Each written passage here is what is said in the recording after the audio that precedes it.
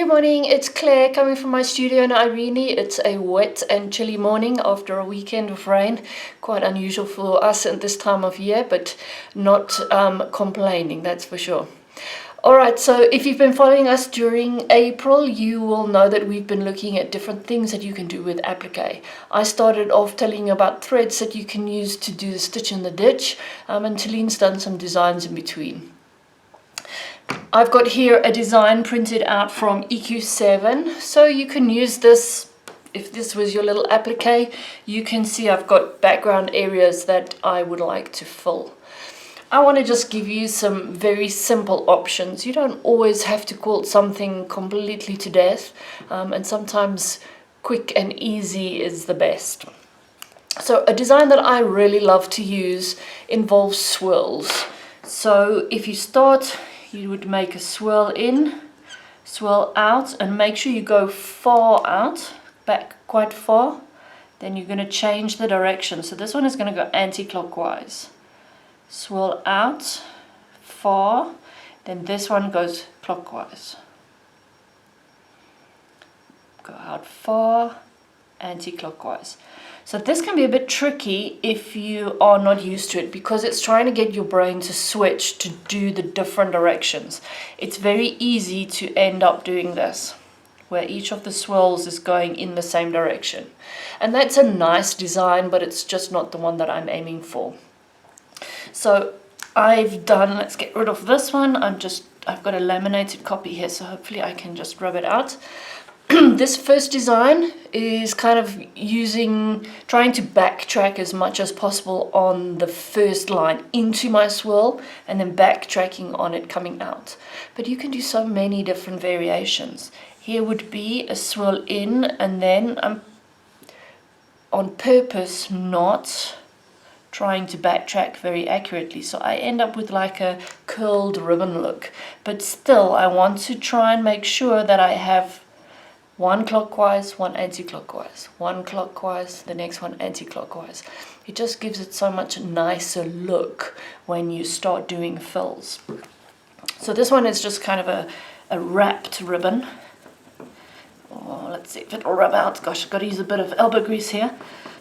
But you can pretty much do any kind of swirl that you want. You could make like a teardrop shape on the end. So anti-clockwise, clockwise. So this is your opportunity to really make it your own, not make it Claire's or Taline's or whoever's. Yeah, so this is the opportunity that you have to make it your own. You can do really whatever it is that you like. Once we come to the actual applique, you just need to work your way around the design. So if this was mine and I was quilting it on my machine, I would first do the stitch in the ditch. And I would invariably I try to use the same thread so that I don't have to change thread and keep going back to things. But you could use invisible thread, because I've got areas where I want to go back over the bear, and if I was using a light colored thread to match the background, then that might be too obvious. So you just have to look at it and decide how you want to do it. So I'm gonna say, where shall I start? I'm gonna start here and just do my stitch in the ditch.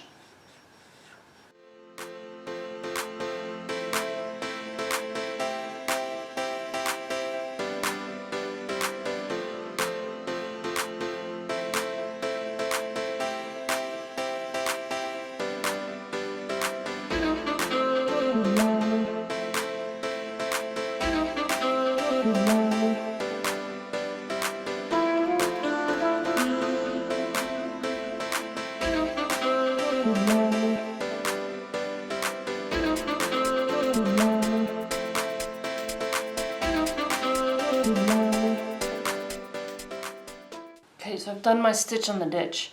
If I want to, I can go back in and I can stitch around the ears. And that's just going to mean more stops and starts. And I would stitch around the nose and the eyes. And depending on the scale, then I might choose to do the eyebrows and around the little mouth here. Okay, so I'm done with those. Now I can do my background design.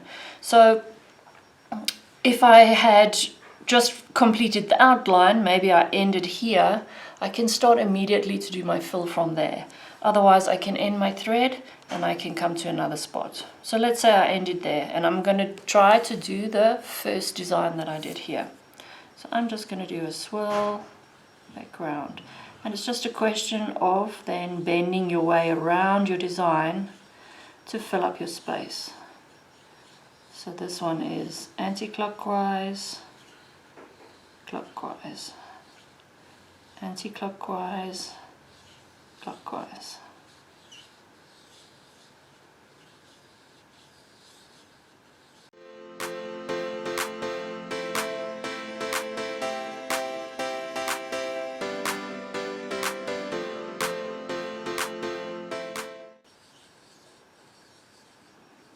When I get to here, I can just do a little one in there to just fill that space, and then come back out and do my next one from there. Just to try and make sure that I fill up as much of the space as possible.